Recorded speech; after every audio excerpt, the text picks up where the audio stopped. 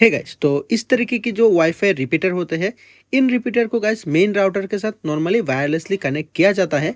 लेकिन अगर आपका राउटर बहुत दूर हो गया मेन राउटर और वायरलेसली आपका कनेक्शन जो है वो सक्सेसफुली हो नहीं पा रहा है, अगर आप लोगों ने किया भी तो आपको नेटवर्क का स्पीड जो है, वाईफाई का स्पीड जो है वो कम मिल रहा है, तो इस केस में आप लोग जो है लैन केबल के थ्रू यानी कि वायर के थ्रू मेन राउटर के साथ इस रिपीटर को कनेक्ट करके अपना रेंज जो है वो एक्सटेंड कर सकते हैं। तो इस वीडियो में हम लोग देखेंगे कैसे वाईफाई रिपीटर को लैन केबल के थ्रू मेन राउटर के साथ कैसे कनेक्ट किया जाता है। फिलहाल देख सकते हो गाइस, हम लोगों के पास है TP-Link का जो है ये एक वाईफाई रिपीटर है।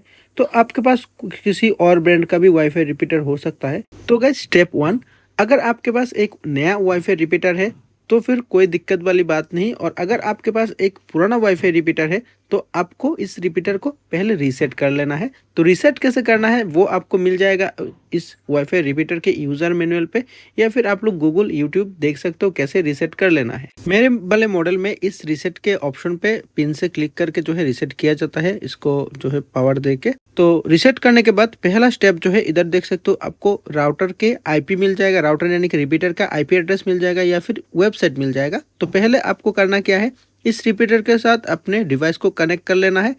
देन अपने डिवाइस के अंदर किसी भी ब्राउज़र से इस वेबसाइट को ओपन करना है, या फिर जो IP मिलता है IP को ओपन करना है। तो पहले हम लोग इस डिवाइस को पावर देंगे। पावर देने का बस इसका जो वाईफाई नेटवर्क है, इस नेटवर्क से मेरा जो टैब है इसको कनेक्ट करूंगा। इसके बाद नेक्स्ट प्रोसेस जो है वो दिखाऊंगा। तो देख सकते हो हम लोगों ने पावर दे दिया इसके अंदर। अब जो है इसको वाईफाई जो है वाईफाई से कनेक्ट करूंगा इसको। तो गाइस फिलहाल देख सकते हो TP-Link का जो वाईफाई नेटवर्क है इससे कनेक्ट हो रहा है और फाइनली कनेक्ट हो चुका है, और लिखा आ गया है नो इंटरनेट कनेक्शन, क्योंकि अभी तक इसको मेन राउटर से जो है कनेक्ट नहीं किया गया है। तो अभी हम लोग खोलेंगे अपना एक ब्राउज़र में जो है ये वेबसाइट जो है इसको हम लोग ओपन करेंगे। तो देख सकते हो ओपन जो है हो चुका है, और ये जो प्रोसेस होगा कम्प्लीटली जो है रिपीटर के नेटवर्क के साथ कनेक्ट करके ही होगा। तो देख सकते हो आ चुका है पासवर्ड क्रिएट करने के लिए। तो हम लोग पहले पासवर्ड जो है वो क्रिएट करेंगे, और बहुत सारे ब्रांड जो है उनका खुद का डिफ़ॉल्ट पासवर्ड और यूज़र नेम जो है उसको प्रोवाइड किया जाता है बॉक्स के अंदर या फिर रिपीटर के पीछे लिखा रहता है। लेकिन TP-Link में क्या है, लिखा नहीं है इस वाले मॉडल के साथ। तो लॉगिन होते ही गाइस देख सकते हो आ चुका है। तो पहले हम लोगों को बोला जा रहा है कि इस वाले राउटर को जो है वायरलेसली कनेक्ट करने के लिए, लेकिन हम लोग जो है वायरलेसली इसको नहीं कनेक्ट करेंगे। हम लोग पहले मोड जो है इसका चेंज कर देंगे, और मोड चेंज करने को इसको कहते हैं एक्सेस पॉइंट मोड। तो ऊपर देख सकते हो एक ऑप्शन है चेंज मोड। तो चेंज मोड में देख सकते हो पहला जो ऑप्शन है रेंज एक्सटेंड मोबाइल। तो रेंज एक्सटेंडर मोबाइल, तो इसमें जो है वायरलेसली जो है एक्सटेंडर काम करेंगे, लेकिन हम लोग क्या करेंगे एक्सेस पॉइंट मोड में कर देंगे। तो एक्सेस पॉइंट मोड में करने के बाद देख सकते हो रिपीटर्स जो है हम लोग वायर के थ्रू कनेक्ट करेंगे मेन राउटर के साथ। तो हम लोगों ने इस वाले स्क्रीनशॉट ले लिया, थंबनेल में इसको यूज़ करूँगा। तो देख सकते हो तो हम लोग इसको ओके प्रेस कर देंगे। ओके प्रेस करने के बाद ही हमको रिस्टार्ट के लिए मांगेगा डिवाइस को। देख सकते हो डिवाइस जो है वो रिबूट हो रहा है, सिस्टम जो है वो देख सकते हो रिबूट हो चुका है। तो अभी जो है रिबूट होने के बाद जो है सिस्टम आपका कम्प्लीटली सेट हो जाएगा। इसके बाद भी बहुत सारा प्रोसेस है, आप लोग वीडियो को छोड़ के मत जाना, पूरा वीडियो देख लो। पहले जो है ये रिपीटर एक रिपीटर के तौर में ही काम करता था और वायरलेसली सिग्नल लेता था, जिस वजह से स्पीड जो है वो ड्रॉप हो जाता था। लेकिन अभी जो है ये वायर के थ्रू कनेक्ट होगा और ये जो है एक एक्सेस पॉइंट में कन्वर्ट हो चुका है। तो ये अब रिपीटर के रूप में काम नहीं करेगा, ये एक एक्सेस पॉइंट के रूप में काम करेगा, जिस वजह से इसका नेटवर्क जो है वो स्ट्रांग होगा और इसका सर्विस जो है वो अच्छा होगा। स्पीड जो है बिल्कुल ड्रॉप नहीं होगा, पैकेज लॉसेस कुछ भी नहीं होगा।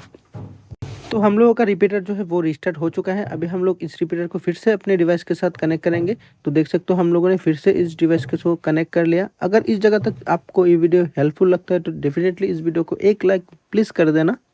तो कनेक्ट देख सकते हो चुका है, और ये देख सकते हो नो इंटरनेट फिर से लिखा हुआ आ चुका है। तो हम लोग इसका जो लैन केबल है अपना राउटर के साथ, इस लैन केबल को हम लोग कनेक्ट करेंगे अपने रिपीटर के साथ। तो रिपीटर के साथ कनेक्ट करते आप लोग देख लेना क्या होता है। तो ये देख सकते हो कनेक्ट हो रहा है।